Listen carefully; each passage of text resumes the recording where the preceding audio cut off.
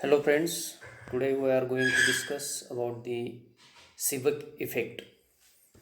Here is the arrangement of this Seebeck effect.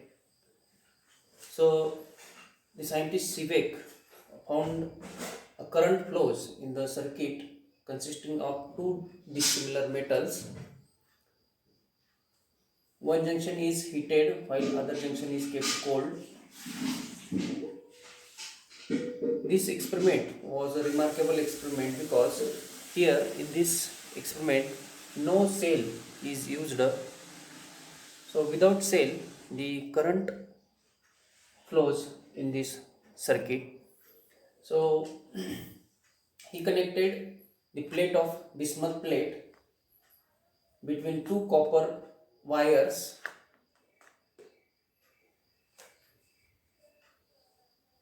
which are connected to this galvanometer. He found that one of the junctions was heated while other is kept at cold. Then current flowed through the galvanometer. He repeated this experiment by taking a thermocouple of ferrous and copper. If both junctions are at 0 degree Celsius, there is no deflection in the galvanometer. When one of the junction is kept at 0 degree Celsius and other and temperature of this melting point of ice and other junction is heated gradually, current flows in the circuit. He found that current flows from copper to iron at the hot junction and iron to copper at the cold junction. Current increases until the hot junction is at temperature about 270 degree Celsius. So the current produced in this circuit without use of cell or without this use of cell or battery is known as thermoelectric current, and the branch of this electricity known as thermoelectricity, and this effect is known as the Seebeck effect.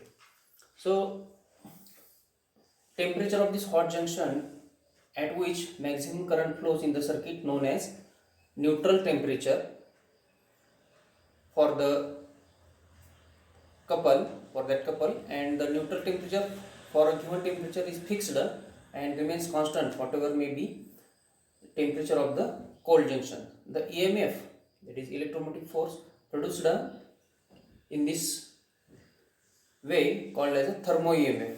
If we plot the graph of thermo EMF against temperature, we we see this parabolic curve.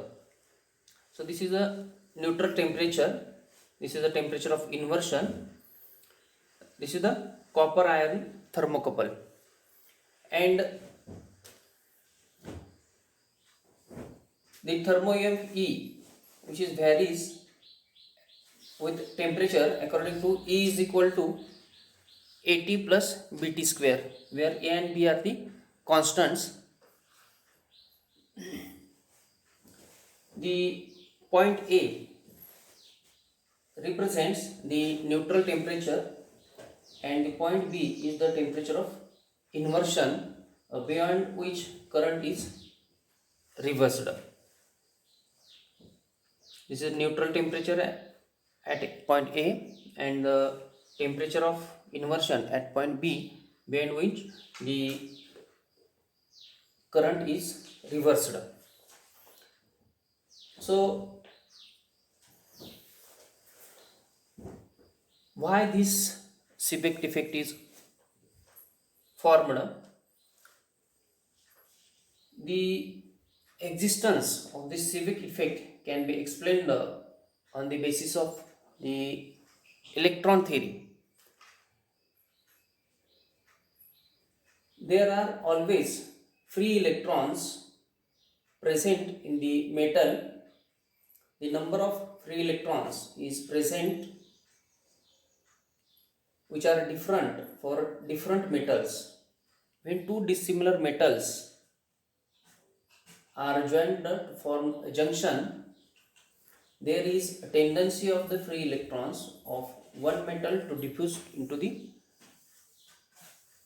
other.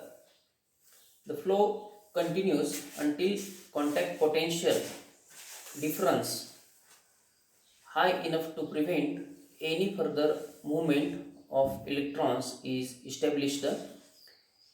If both the junctions are at the same temperature, the contact potential is same at both the junction, but when the junctions are at different temperatures, the contact potential difference at the two junctions are not equal, hence a current flows from one junction to other junction. This is the cause of the Seebeck effect. So here the bismuth plate is used. This is a hot junction end and this is a cold junction end, and here the copper wire is used, and here is the galvanometer. When the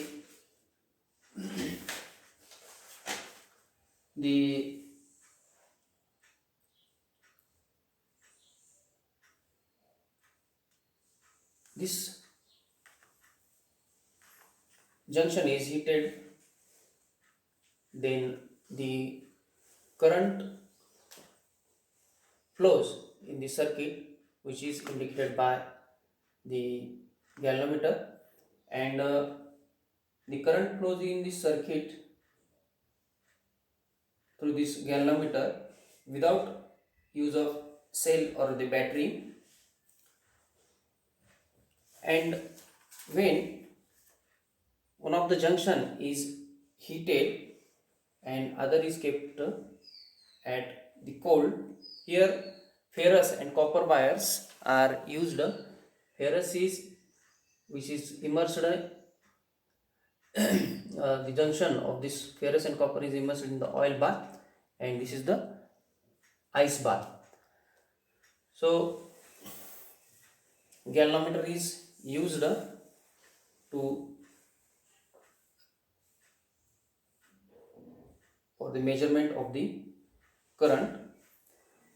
So he repeated this experiment by taking a thermocouple of ferrous and copper. If the both junctions are at 0 degrees Celsius, there is no deflection in the galvanometer. If when one of the junctions is kept at 0 degrees Celsius, that is at the temperature of the melting point of the ice, and other junction is heated gradually,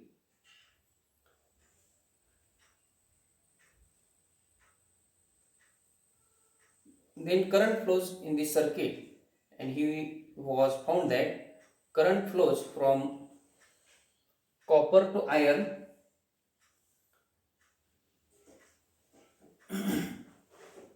at the hot junctions and iron to copper at the cold junction. Current increases until the hot junction is at a temperature of 270 degree Celsius.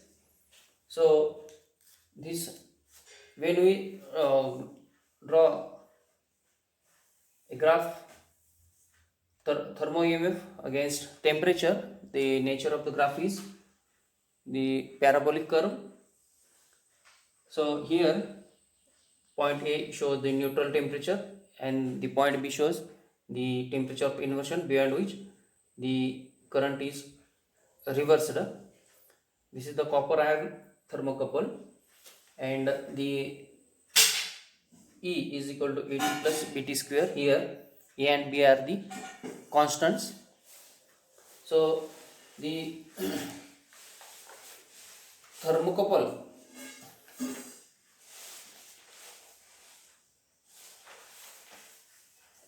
of the copper and iron.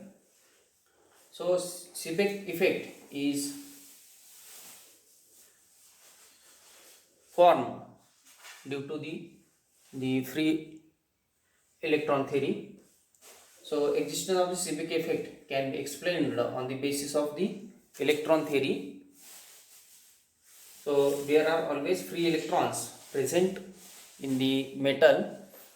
So the number of free electrons is different for different metals. When two dissimilar metals are joined to form a junction, there is a tendency of free electrons of one metal to diffuse into the other, and the flow continues until a contact potential difference high enough to prevent any further movement of electrons is established. If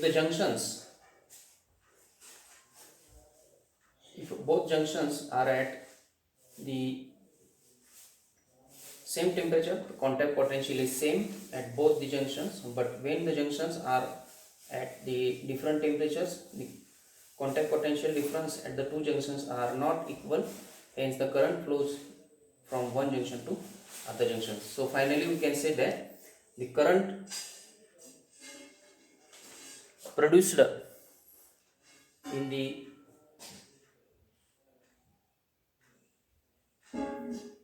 circuit without the use of cell or battery known as thermoelectric current, and the branch of this electricity known as thermoelectricity, and this effect is known as the Seebeck effect. This is the arrangement of the Seebeck effect, and these are the thermo EMF against the temperature graph. Okay, thank you.